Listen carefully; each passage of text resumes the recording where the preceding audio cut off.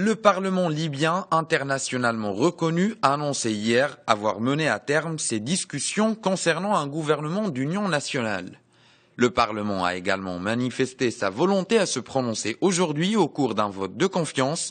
Le Conseil présidentiel, né d'un accord conclu en décembre sous l'égide de l'ONU, avait annoncé la formation d'un gouvernement d'union nationale comprenant 18 membres et dirigé par Fayez al-Sarraj. Rappelons qu'un premier gouvernement de 32 ministres avait été rejeté le 25 janvier par le Parlement reconnu.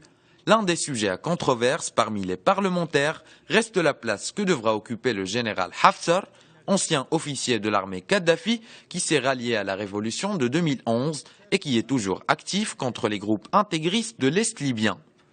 L'émissaire de l'ONU, Martin Kobler, avait par ailleurs intervenu samedi pour aider le gouvernement désigné à obtenir la confiance du Parlement reconnu par la communauté internationale, à l'heure même où Sarraj présentait au Parlement de Tobruk le programme de travail d'un nouveau gouvernement d'union nationale.